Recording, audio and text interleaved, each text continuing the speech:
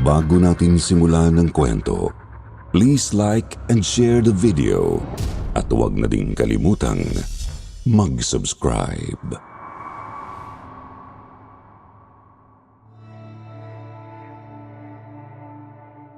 Madali para sa mga tao na sayangin ang mga pagkakataong nasa kanilang harapan. Minsan, nangyayari ito kapag lugmok tayo dahil sa kung anong pinagdadaanan. Subalit minsan din ang tadhana na mismo ang nagpapakita sa atin kung ano ang ating binabaliwala. Kumusta po, Sir Jupiter? Ako po si Jacob, third-year college student dito sa Cebu. Bagamat sa Aklan po talaga ako galing. Isa po akong masugid na listener sa tatlo ninyong mga channels na Kwentong Takip Silim, Sityo Bangungot at Sityo Pangil. Kaya naisip ko nang magpadala ng email sa inyo. Ito po ay kwento ng aking lolo MR. Nangyari noon pang dekada 70, kung kailan nasa 17 taong gulang pa lang siya. Mahigit 1 taon na rin siyang ulila noon matapos mamatay ang kanyang ama. Nakaramdam siya noon ng matinding dalamhati. Nawalan siya ng direksyon sa buhay kaya nawalan na rin siya ng ganang magsikap. Wala rin naman kasing naiwan ang kanyang tatay sa kanya maliban sa isang kwintas na agimat kuno. Kwintas na ang palawit ay itim na tatsulok na may mata sa gitna. Hanggang sa natauhan na lamang niyang isa na siyang dakilang tambay sa kanilang baryo. Madalas, walang ginagawa. Nakaupo lang sa isang tabi at patingin-tingin sa mga tao. Madalas ding lasing kapag sinasama ng mga kaibigan sa inuman. Ang pinakamadalas niyang kasama ay ang kaibigang si Isoy. Dito ko na po sisimulan ng kwento, Sir Jupiter. Isang gabi, naglalakad sa ilalim ng malakas na ulan ng magkaibigang Emar at Isoy. Galing sila sa isang inuman sa kabila pang baryo. Pareho silang pasuray-suray ng maglakad dahil sa kalasingan. Si Isoy nga ay may bitbit pang bote ng paborito nilang lambanog na konti na lang ang laman. Anak nang, talagang nakuha mo pang mag-uwi ng lambanog paring Isoy. Wala namang kumontra nung kunin ko Na hindi mo nga agad napansin na dala ko to. Kanina pa tayo naglalakad. Paano ko kontra? Bagsak na yung mga yon.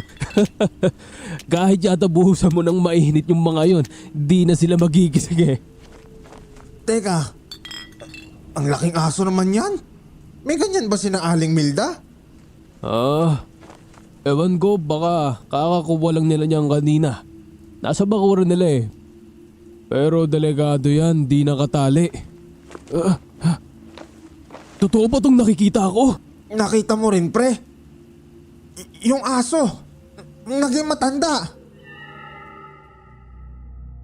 Pakiramdam nila ay naglaho ang kanilang kalasingan sa nakita, Sir Jupiter.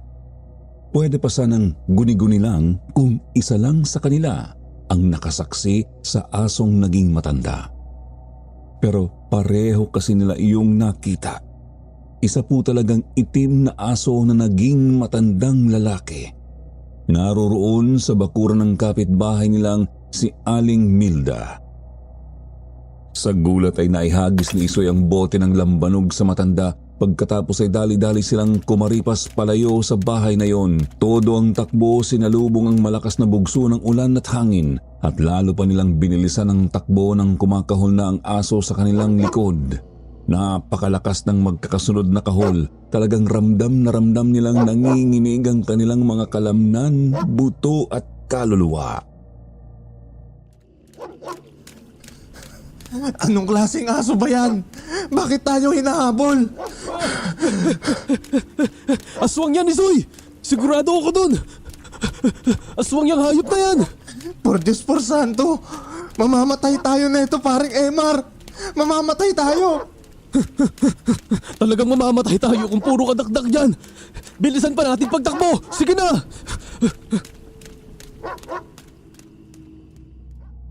Tumindi ang kanilang hilakbot nang sandali nilang lingunin ang asong humahabol sa kanila. Napakalaki kasi nito, Sir Jupiter. Sa tansya nila ay mas malaki pa iyon sa isang matangkad na tao. Napakaitim na parang uling. Halos hindi na nga nila iyon makita sa gitna ng maulang gabi kung hindi lang sa mga mata nito. Kulay pula ang mga yon at mukhang nagbabagang mga uling kung titignan. Tuloy-tuloy pang tumakbo si Emar. Wala na siyang pakialam kahit nagkandaputik-putik na siya. Muling kumulog at kumidlat, sumabay doon ang kahol ng aso. Namalayan niyang wala na pala si Isoy, dumoble ang pagkalabog ng dibdib ni Emar at hindi na niya malaman kung ano ang gagawin ngayong mag-isa na lamang siya. Buwisit na Isoy yun. Iniwan pa ako. Saan na ba napunta yung mokong na yun? Diyos ko naman! Nagpatuloy pa sa pagtakbo si Emar hanggang sa makarating siya sa mga kabahayan. Medyo marami-rami ng mga bahay doon bagamat hindi naman magkakatabi talaga. Tapos sa bandang likod ng mga kabahayan ay may mga taniman ng mais at palay. Noon ay natauhan siyang hindi na niya naririnig ang kahol ng aso na sumasabay sa ingay ng ulan. Lumingon siya, saktong kumidlat at nakita niya sa malayo ang anino ng isang matandang lalaki. Napakapayat noon tsaka medyo pandak. Subalit hindi niya maaninag ng maayos ang muka dahil sa dilim at ulan. Kumulog kaya napapikit ang binata. Pagdilat niya, hindi na niya makita ang matanda.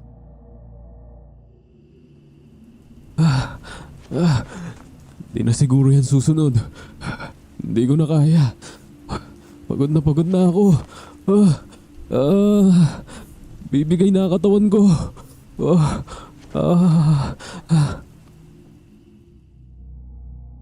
Halos gumapang na sa pagod, hilakbot at bumabalik na ang pagkalasing ng binata. Kinaladkad niya ang sarili papunta sa isang maliit na tindahan. Katabi iyon ng isang bigasan. Parehong sarado ang mga iyon, subalit dahil hindi na niya kayang lumakad papunta sa kanyang bahay, hinayaan na lang niya ang sariling sumalampak sa isang pahabang upuan. Wala nang pakialam kahit maulan at malamig.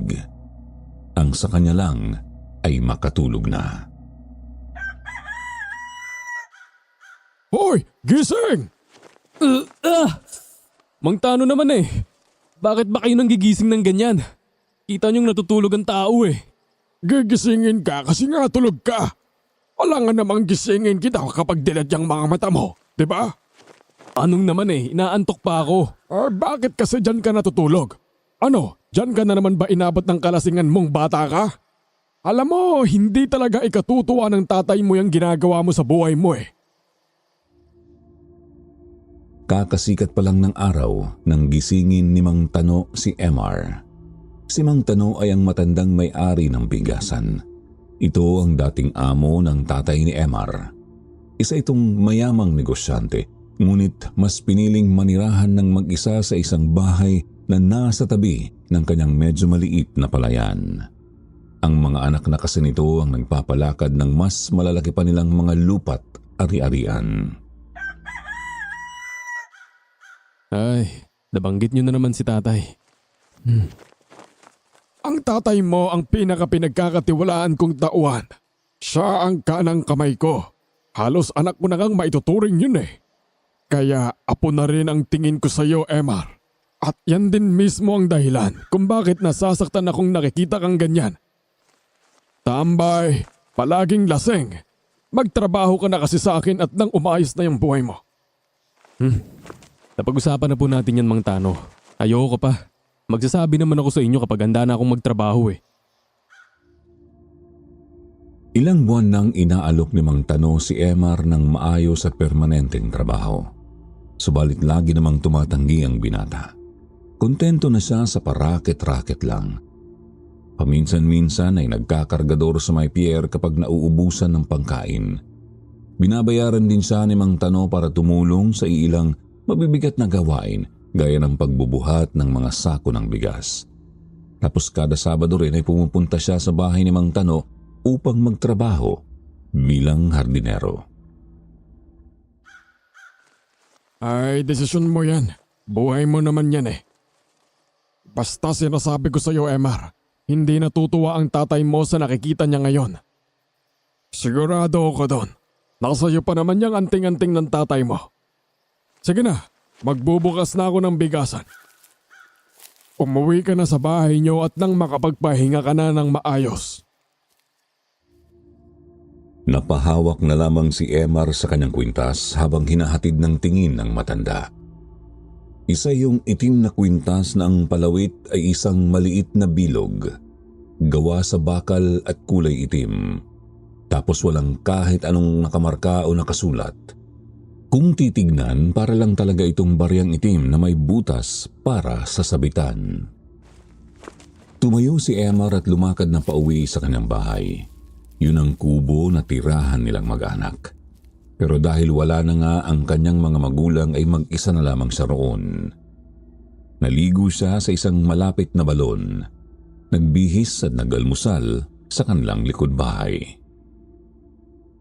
Hindi pa man po siya natatapos kumain ay humahangos nang dumating ang kaibigang si Isoy. Sa isang tingin ay halatang may kinakatakutan itong kung ano. Namumutla kasi at butil-butil ang pawis. Parang Emar, Ano ba kasi tumahangos kang napasugo dito para kang nakakita ng multo? O baka hinahabol ka na naman ng asong halimaw? si Aling Milda, patay na. Natural naman na yon. Ilang araw na rin narata yung matanda, di ba? Oo nga. Pero pareho kasi ulit ang mga napapansin ng mga kamag-anak niya eh. Pareho sa dalawang una nang namatay dito sa atin sa loob lang ng 1 buwan. Pawis na pawis. Naglalaway at nanginginig ng husto. Hanggang sa tuluyan ng ambawian ng buhay. Karaniwan ay wala namang pakialam si Emar kung may mamatay mang kabaryo. Subalit sa nabanggit ni Isoy na 3 na nga itong namatay sa loob ng 1 buwan, napaisip na si Emar. Kaya naman agad na niyang inubos ang kinakaing kamote at hinigop ang natitirang kape. Hinugasan ng tasa tsaka sumama na kay Isoy. Mayat mayang pinipisil ang kumikirot na ulo habang naglalakad. Hindi pa rin kasi nawawala ang epekto ng malalang inuman ng nagdaang gabi. Nang papalapit na sila sa pakay na bahay ay natanaw nila ang nagkukumpulang mga tao sa labas. Sakto ring inilabas na ang bangkay upang dalhin sa embalsamador. Agad na pahinto sa paglalakad si Emar at nagkusot ng mga mata. Tinanong siya ni Isoy kung anong problema pero di siya sumagot. Sa halip ay tinitigan lang niya ng maigi ang binubuhat ng mga kamag-anak ni Aling Milda. Hindi po kasi mukhang tao ang natatakpan ng kumot kundi kung anong pahabang bagay. Mabilis na lumakad si Emar palapit. Sinundan naman siya ni Isoy na nagtatanong pa rin kung anong problema. Hindi pa rin kumibo si Emar. Bagkus ay bigla na lang niyang inalis ang kumot na nakatakip sa bandang ulunan ng bangkay. Doon din po, Sir Jupiter, pakiramdam ng binata ay tumigil ang tibok ng kanyang puso at ang kanyang paghinga. Nakita po kasi niyang hindi nga si Aling Milda ang binubuhat ng mga namatayan. Bakit katawan ng puno ng saging tong binubuhat nyo? Saan si Aling Milda? Ano bang sinasabi mo, pre? Ayan nga si Aling Milda. Tumabi ka na dyan at nang madala na siya sa embalsamador. Hindi nga si Aling Milda to, pre. Nakikita mo ba puno ng saging to? Kinagalitan ng mga taong naroroon si Emar. Maski si Isoy ay hindi rin maintindihan kung ano ba ang sinasabi nitong katawan ng puno ng saging. Si Emar naman mismo ay nagtataka rin kung bakit bangkay ang nakikita ng mga tao. Hanggang sa lumapit ang isang matandang lalaki na kanilang kapitbahay. Sabi nito, "Teka sandali, hindi kaya may kabuluhan itong sinasabi ni Emar? Sa pagkakaalam ko kasi ay may kakayahan ng ibang mga nilalang na palitan ng puno ng saging ang mga tao. Pagkatapos ay kukunin nila ang orihinal na katawan. Halimbawa na lang, ang mga aswang. Papalitan nila ng puno ng saging ang kanilang biktima. Ang mga kamag-anak ng biktima ay aakalaing naroroon pa rin ang kanilang mahal sa buhay kahit ang totoo ay natangay na ito. Umugong ang bulungan sa paligid. Si Emar ay natahimik lang dahil wala siyang maintindihan sa mga sinasabi ng matanda. Hindi naman kasi siya maalam sa mga ganung bagay. Ilang sandali pa sinabi ng matanda na mas mainam kung sindihan nila ng apoy ang daliri sa paa ng bangkay. Kung katawan daw kasi iyon ng puno ng saging ay magliliyab ang buong bangkay at lilitaw ang totoo nitong anyo. Nagalinlangan ang anak ni Aling Milda, subalit nakumbinsi rin naman ito ng ibang mga naroroon na sindihan na nga lang ang paa ng kanyang namayapang nanay. Kaya naman kumuha na nga po sila ng posporo mula sa loob ng bahay tsaka sinindihan ng daliri sa paa ng bangkay. Imposible! Paanong nangyari to? Puno nga ng saging yan. Kanina ko pa nakikita yan. Ang di ko maintindihan ay kung bakit katawan ni Aling Milda ang nakikita nyo. Napamaang at nanlaki ang mga mata ng lahat ng naroroon, Sir Jupiter. Agad po kasing nilamon ng apoy ang buong bangkay. Sa isang iglap ay naging katawan nga iyon ng puno ng saging. Nabitiwan yun ng mga nagbubuhat. Muntik pang kumalat ang apoy, mabuti na lang at agad namang naapula bago pa makapaminsala. Dahil sa nangyari ay maraming mga taga-baryo ang nagpahukay ng kanilang kalilibing pa lamang na mga kamag-anak. Pagkahukay pa lang ay dalawa na agad sa mga iyon ang nakitang pinalitan. Mga katawan ng puno ng saging ang nasa ilalim ng libingan ng mga iyon. Kumalat ang hilakbot sa buong baryo. Sinubukan ng mga tao na hanapin ang nawawala nilang mga mahal sa buhay, ngunit bigo sila. Inalughog na nila pati ang malapit na gubat pero wala talaga silang napala. Si Emar naman ay hindi malaman kung bakit nakita niya agad na peke ang bangkay. Ang sabi ng kapitbahay nilang matanda ay baka dahil sa kwintas ng binata. Siguro nga ay isa iyong lehitimong anting-anting. Paring Emar, naniniwala ka ba ron sa sinabi ng matandang kapitbahay natin? Na baka aswang na binaliwang pumuntirya sa mga matatandang may sakit dito sa atin? Eh wala namang ibang paliwanag eh. Isa pa, yung nakita natin kagabi, nakalimutan mo na? Yung itim na aso. Malakas ang kutob kong yun din mismo ang dumali kay Aling Milda. Siguro pagkatapos niya tayong habulin, bumalik yun kina Aling Milda. Ginamit ang kakayahan niya bilang binaliw. Pinaglaho ang sarili kaya hindi makita ng ibang tao. Tapos pumasok at ginuwang nanghihingalong matanda. Kakaibang aswang naman kasi. Bakit sa dami ng pwedeng matipuang kainin ay yung pang mga matatandang naghihingalo na? At talagang naglalabas pa ng sumpa para magkasakit lalo ang bibiktimahin. Kumusta mga dodong? Magtatanong lang sana ako. Napahinto sa pag-uusap at paglalakad ang dalawa nang may lumapit sa kanilang isang lalaki. Mukhang nasa 40 anyos na po iyon, Sir Jupiter, at sunog sa araw ang balat. Nakapantalong maong na nakarolyo paangat ang magkabilang binti. Nakatsinelas at may buri na sombrero. May dala rin siyang sako ng harina na mukhang mga damit ang laman. Nakayuko ito habang nakaharap kay Isoy. Sino po kayo? Tsaka anong tanong ho? Ako si Omeng. Magtatanong lang sana ako kung saan ang bahay ni Mang Tano. Doon ho, sa likod ng bigasan. Taakin mo lang yung pakaliwang daan dyan. May makikita kang tindahan. Katabi nun ng bigasan. Ano bang kailangan mo kay Mang Tano? Sige, salamat. Mauna na ako. Tinapunan ng matalas na tingin ni Omeng si Emar. Sandaling natigilan ang binata. Namalaya na lang niyang lumalakad na pala ang lalaki palayo papunta sa direksyon ng bigasan ni Mang Tano. Medyo nawirduhan si Emar sa kakaibang kilos ng dayo. Pero di na lang nila iyon gaanong binigyang kahulugan ni Isoy. Baka nga naman kasi nahihiya lang o naninibago sa kanilang baryo.